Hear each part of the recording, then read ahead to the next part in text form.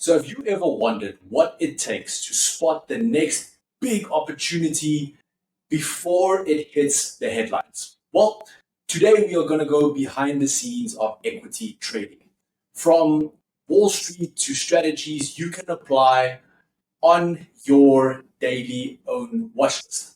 Hi there, I'm Francois du Plessis, your market analyst here at ATFX Africa. And today I'm joined by a very special guest. She's a seasoned stock trader and market analyst who has spent years navigating ups and downs in equities and has a very unique way on how she analyzes stocks and to see what drives a successful stock selection all the way to risk management and sector rotation. In this session, we'll dive into her strategy, some advice for traders and investors watching here today. Mox, welcome. Thank you so much for joining me. Will you please tell our viewers a little bit more about yourself and what you do and more about your company as well? All right, so Moxima Gama, as you may know, and I am actually a board trader. I'm a technical analyst. Okay. I have my CMT level 2s, currently working on my level 3, which is a lot of work. But it's, so hopefully going to be registered for level 3 soon. And awesome. That's what I'll do. Fantastic. So tell us, if we had to, we had a bit of a discussion about this as well. Right.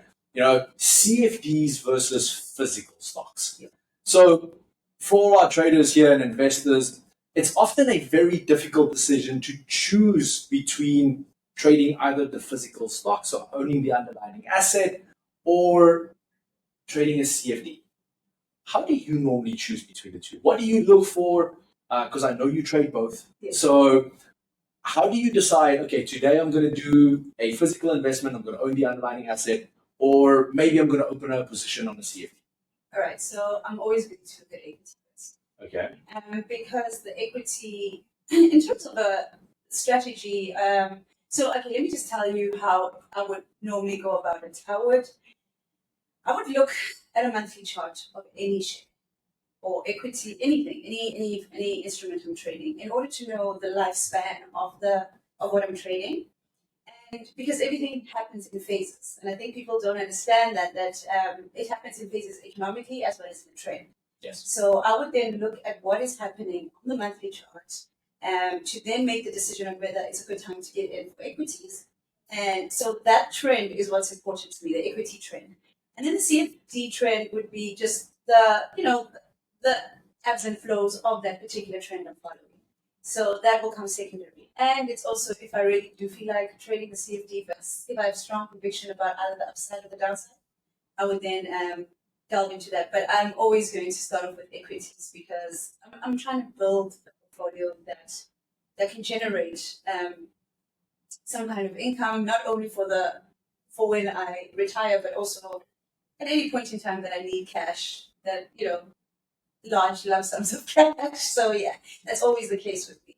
Perfect. Speaking about downside on stocks, have you ever looked at, using CFDs to maybe short a certain stock to hedge some of your positions? Is that part of your strategy? Yes, it is definitely. So what I would do is, as I said, from the monthly chart, it's important for me to know what phase of the trend the share or the instrument you're trading is.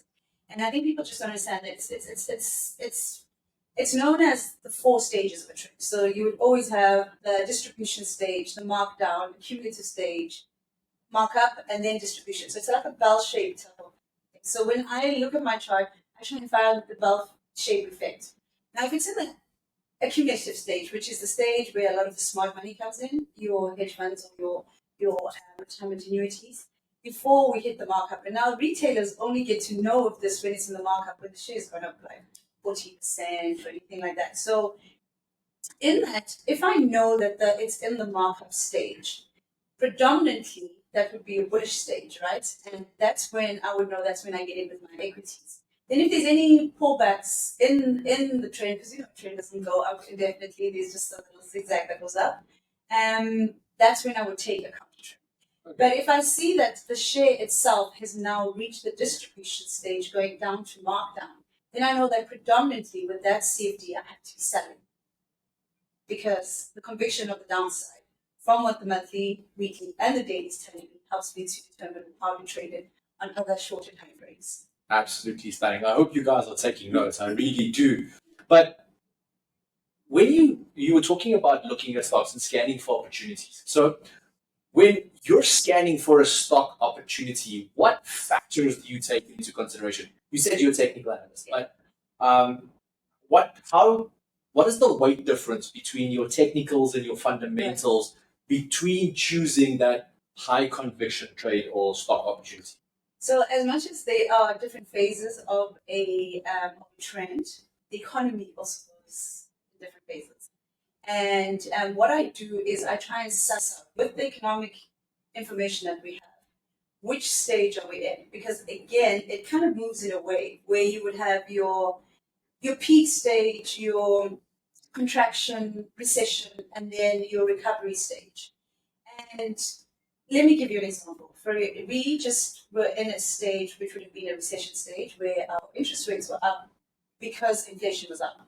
Now, in that, you then kind of see which sectors are the ones that benefit the most in that type of environment. So the sectors that benefited the most there, because obviously people's purchasing power was not as much because it's expensive, inflation is up, and interest rates are up, then you'd know that you have to look at staple goods sectors or what could be utility sectors or healthcare sector. Commodity shares always do the best in times of recession. But now we've moved out of that and we're now in the recovery stage. And the recovery stage is usually, because interest rates and inflation are usually the driver of every consumption, right, of any economy. So now we've got our inflation down, we've got our interest rates are down, people have got more disposable income. Now there's a plethora of sectors to look at. Now you can look at things from commodities are always my pick, particularly gold shares when they are in that markup stage. So you now could look at finance, property, general retail sector. Now I know that that is what one I can invest in equities. And when it comes to CFDs, I know I'll be looking more for upside in shares within that sector. Technology is one of them that also does well. Technology usually does pretty well in most cases, but you'd look into that too. Super tight spreads. Yeah, tighter than your jeans after Christmas lunch. What if you could get this value today? Turns out you can. Join ATFX now and let's get you started. Absolutely study. You actually mentioned just now that our interest rates are a little bit lower, which means people have a little bit more disposable income, and that normally leads to a lot more retail traders coming into the space because now they have a little bit of extra money to spend and so forth. But we kind of want them to keep that money. Yes. We don't want them to lose that money. Okay. Equity trading. Yes. So equities can be volatile, and especially individual stocks can be very volatile. Indices can be very volatile. I mean, even at the moment, S&P, everything just hit new all-time highs. Yes. The JSE All-Share Index just hit 100,000 points for the first time ever. And there's a lot of volatility. How would you guide our viewers today to manage risk around this, to manage their positions better so that they don't lose that little bit of additional capital? So when it comes to, so when I'm looking at equities, as I said, if it reaches a particular markup stage, for example, I would then, my rule of thumb, particularly when it comes to risk management, when I'm doing equity investments, is that if it falls anything lower than between 10 and 15%, it then means it marks a change in sentiment. So you have more leeway when you're trading equities in terms of your risk management than when you're trading CFDs. And CFDs, my risk management there would be very, of course, tighter. I deal with possibly a 3 to 4%, but if my conviction is strong, I can go anything from 5 to 6%. But your conviction must be strong. You can't, and you can't. I mean, it's scary when you're trading CFDs and you're losing money, but your conviction is strong. Because it makes you judge yourself that is this right? Is this right? But anyway, that's how I would do the risk management part of things when it comes to trading either equities or CFDs. It's just to have a particular percentage and stick to it. And once that is reached, just know that, okay, you need to feel okay with it and not try and shift the ball post to satisfy your emotions when you're trading. And by sticking to a particular percentage, I find, or a particular, what we'd say in technical analysis, support, I think everyone knows, with key support, psychological level, that's how I would manage my risk. If that is breached, then it means there's a change in sentiment. Absolutely fantastic. We just spoke about the various sectors as well, and especially various sectors to look at during different market conditions. Now, based on the market condition we are in currently, is there a specific sector that you are eyeing at the moment that you believe might be the next boom, that might be that next big thing that could drive your portfolio just that little bit higher? We're all here. In chronological order, I am definitely looking at I'm now looking at my portfolio, and I am seeing that platinum shares, number one. Then comes mobile telecoms. Okay. Then technology, with a few of our shares in SA starting to look pretty delicious, as I would say. I have to interrupt you here for a second. I mean, everyone is talking about the AI craze at the moment, and you are ranking technology at number 3.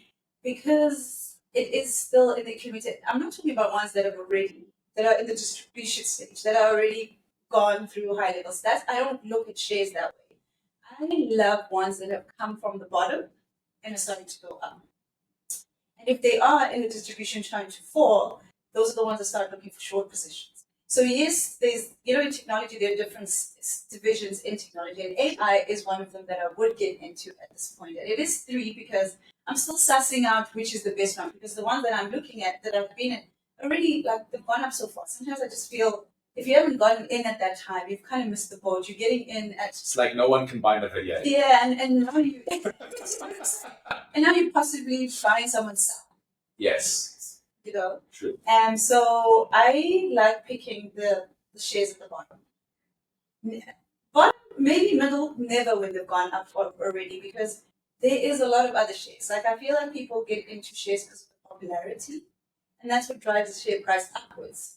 But then when the fundamentals or anything to do with the company starts getting in, and it gets dire or something has happened, the type of volatility for that share is immense. It could pull back. If it's reached the top too much, when the pullback happens, it could be a drastic pullback. It won't be just a little correction.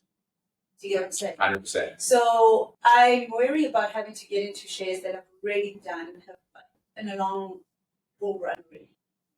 Yeah, so we were at number 3. Where do we go from here? Property shares. Those are looking a bit delicious.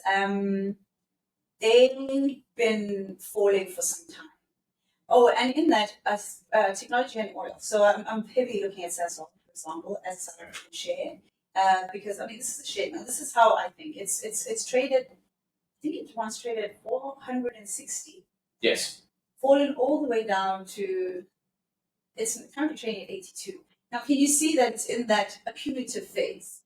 This is the time you need to start picking up on things like that, not when. So if you have not sold your shares since then, you're taking a big knocking, and that's what I try and teach people, that you need to look at the phase of the trend before you start trading CFDs or equities, because it needs to tell a story. You need to know why you're entering a position, not because everyone is saying it, but you have to have your own conviction as to why you're entering a position. 0 commission on stocks? Yeah, nothing. What if you could get this value today? Turns out you can. Join ATFX now and let's get you started. And I love the fact you hammered on the fact that you buy in at that lower end, which is technically speaking almost that reversal point of the bear market. Yes. And for me, one of the greatest sayings ever was from JP Morgan, who stated that during a bear market, equities return to their rightful owner, which again, there's always during that bull market where everyone becomes an expert. Yeah. And everyone is great at buying stocks and great at picking stocks. And this causes the hype, right? Yes. And you getting in, but when we got it at the bottom, which is like, okay, now it's going in the direction. And usually when it just goes up like that, you must know. When something goes up, it definitely like that.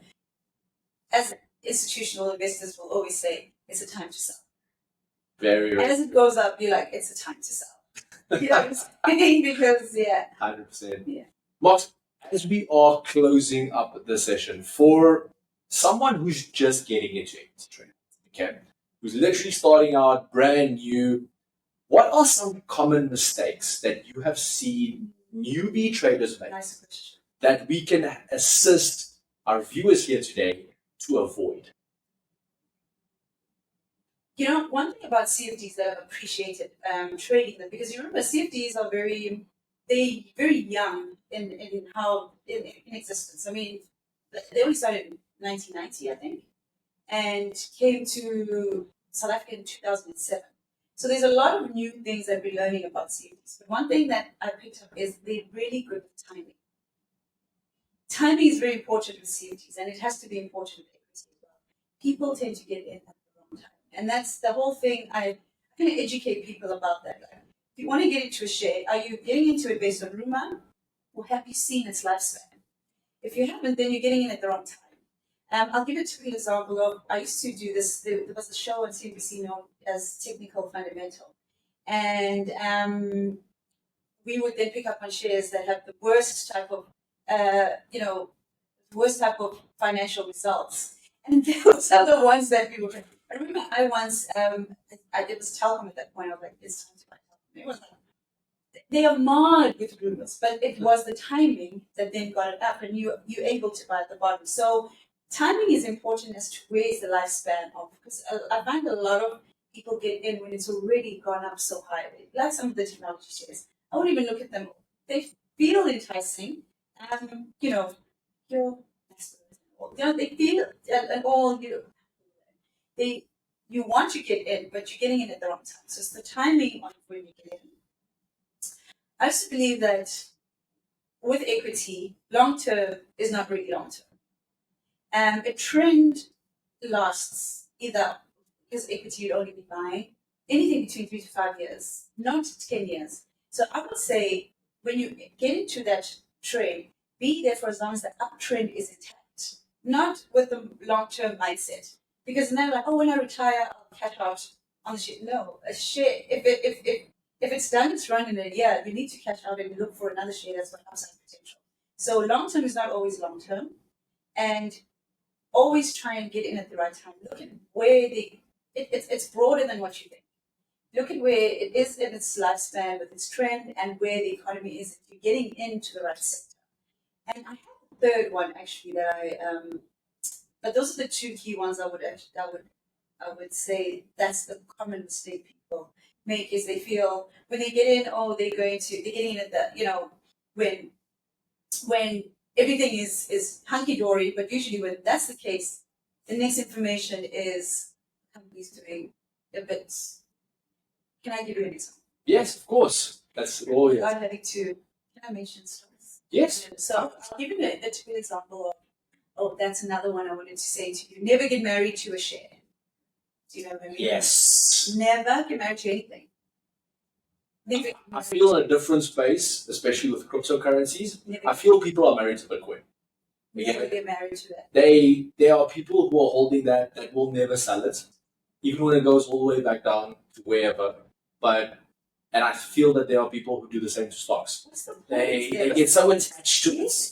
So, and you have to have a take profit. You have to have a point where you get out. Get married to any. That's the only time where you can have no relationship with somebody. If it's going wrong, just sell. You know what I'm saying? You don't even have to explain that. Well, it's not you, it's me. Just sell. You know what I'm saying? So think about it. So never get married. Oh, okay. So the example I wanted to share is a few though, but I'll share one with Aspen, for example. Aspen, as a South African, is in healthcare, and Stella, one of those darling shares in the market. And when it's consistent, good results, good dividends and everything, And then at some point, it reached a distribution, and then the story started coming that they were overly indebted. Their debt ratio was pretty high. That being pulled back. I mean, if you see, now it's in the accumulation stage. Now it's doing that. I'm looking into Aspen, it's looking juicy, but this is years of it pulling back. That's the marriage that you should not be. So if you see that something's falling, don't hesitate and don't hope that it's going to go up to satisfy your emotions or your conviction. Absolutely fantastic. Moxima, thank you so much for joining us today. This was a great pleasure having you. And I'm 100% sure that every single one of you has got something out of today that will assist you in either starting your stock portfolio or growing it a little bit further. And if this just provided you with a little bit of a clearer perspective, then we have achieved our goal here today. Please don't forget to like, subscribe, and share this video with anyone who does need to watch this. And then with that, we come to the end of today's market brief session, brought to you by ATFX Africa, the broker that gives you an edge in today's markets. Simply head over to ATFX Africa to experience the difference for yourself. Traders, until next time, stay sharp, stay focused, and trade smart.